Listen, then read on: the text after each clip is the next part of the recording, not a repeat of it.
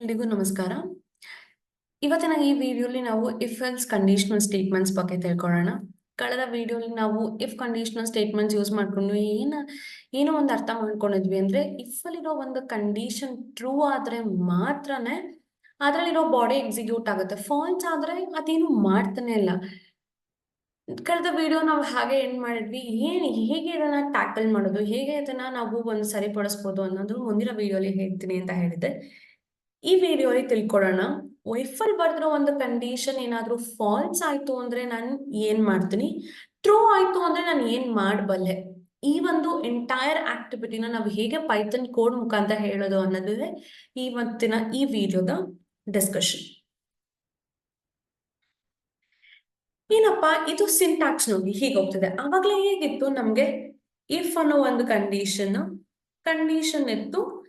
ಈ ಕಂಡೀಷನ್ ಆದ್ಮೇಲೆ ಬಾಡಿ ಇತ್ತು ಅಲ್ವಾ.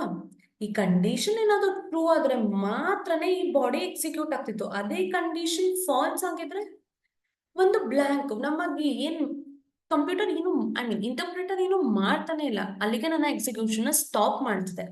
ಅದನ್ನ ಓವರ್ಕಮ್ ಮಾಡೋದಕ್ಕೆ ನಮ್ಗೆ ಇಫ್ ಮತ್ತೆ ಎಲ್ಸ್ ಅನ್ನೋ ಒಂದು ಕಂಡೀಷನಲ್ ಸ್ಟೇಟ್ಮೆಂಟ್ಸ್ ಇದೆ.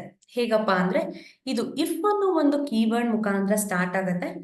ಇಫ್ ಅದು ಕಂಡೀಷನ್ ಇರುತ್ತೆ. ಈ ಇಫ್ ಕಂಡೀಷನ್ ಏನಾದ್ರು ಟ್ರೂ ಆಯ್ತು ಅಂತಂದ್ರೆ ನಾನು ಇಫ್ ಅಲ್ಲಿರೋ ಒಂದು ಬಾಡಿನ ಎಕ್ಸಿಕ್ಯೂಟ್ ಮಾಡ್ತೀನಿ.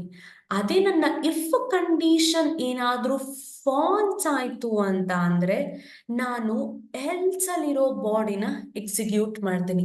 ಅರ್ಥ ಮಾಡ್ಕೊಳ್ಳಿ. ಇಫ್ ಫಾಲೋಡ್ ಬೈ ಕಂಡೀಷನ್ ಅಲ್ವಾ.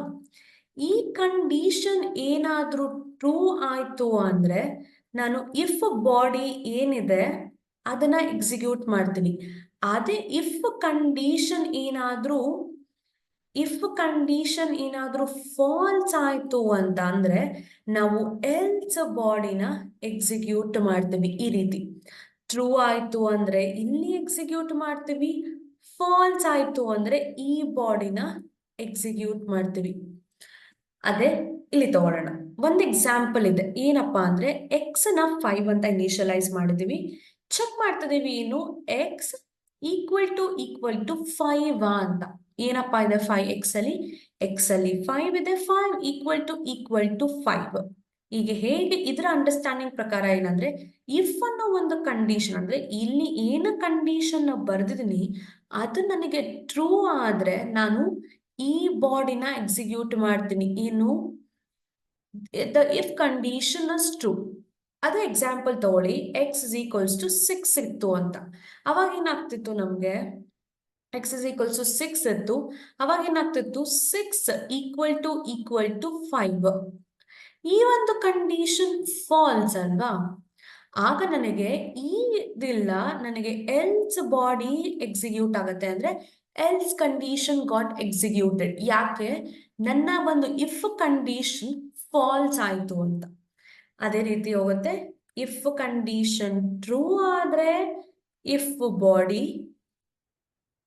ಇಫ್ ಕಂಡೀಷನ್ ಏನಾದ್ರೂ ಫಾಲ್ಸ್ ಆಯ್ತು ಅಂದ್ರೆ ನನ್ನ ಎಲ್ಸ್ ಬಾಡಿ ಎಕ್ಸಿಕ್ಯೂಟ್ ಆಗತ್ತೆ. ಇದನ್ನ ನಾವು ಇಫ್ ಎಲ್ಸ್ ಬಾಡಿ ಅಂತ ಕರಿತೀವಿ. ಅಂದ್ರೆ ಇಷ್ಟೊತ್ತು ನಾವ್ ಏನ್ ಅರ್ಥ ಮಾಡ್ಕೊಂಡ್ವಿ, ಒಂದು ಕಂಡೀಷನ್ ಟ್ರೂ ಆದ್ರೆ ಒಂದು ಆಕ್ಟಿವಿಟಿ ಮಾಡ್ತೀವಿ, ಆ ಕಂಡೀಷನ್ ಫಾಲ್ಸ್ ಆದ್ರೆ ಇನ್ನೊಂದು ಆಕ್ಟಿವಿಟಿ ಮಾಡ್ತೀವಿ ಅಂತ ಅರ್ಥ ಮಾಡ್ಕೊಳ್ಳಿ. ಇಲ್ಲಿನ ಈ ಕಂಡೀಷನ್ ಟ್ರೂ ಆದ್ರೆ ನಾವು ಈ ಆಕ್ಟಿವಿಟಿನ ಎಕ್ಸಿಕ್ಯೂಟ್ ಮಾಡ್ತೀವಿ. ಅದೇ ಈ ಒಂದು ಕಂಡೀಷನ್ ಫಾಲ್ಸ್ ಆದ್ರೆ ನಾವು ಈ ಒಂದು ಆಕ್ಟಿವಿಟಿನ ಮಾಡ್ತೀವಿ. ಹೇಗೆ ಪ್ರಾಕ್ಟಿಕಲ್ ಅಲ್ಲಿ ಮಾಡಿದ್ವಿ, ಹೇಗೆ ನಮ್ಗೆ ಒಂದು ಯೂಸ್ ಕೇಸಸ್ ಬೇಕು, ಎಕ್ಸಾಂಪಲ್ಸ್ ಬೇಕು, ಎಲ್ಲನೂ ನಾವು ಪೈಥಾನ್ ಕೋಡ್ ಮುಖಾಂತರ ತಿಳ್ಕೊಳ್ಳೋಣ. ಅದೇ ಜುಪಿಟರ್ ಫೈಲ್ ಅಲ್ಲಿ ಹೇಗೆ ಕಳೆದ ವಿಡಿಯೋಲಿ ನಾವು ಇಫ್ ನ ಎಕ್ಸಿಕ್ಯೂಟ್ ಮಾಡಿದ್ವಿ ಅದೇ ರೀತಿ ಇಲ್ಲೂ ಕೂಡ ಎಕ್ಸಿಕ್ಯೂಟ್ ಮಾಡೋಣ ಮುಂದಿನ ವಿಡಿಯೋ. Thank you.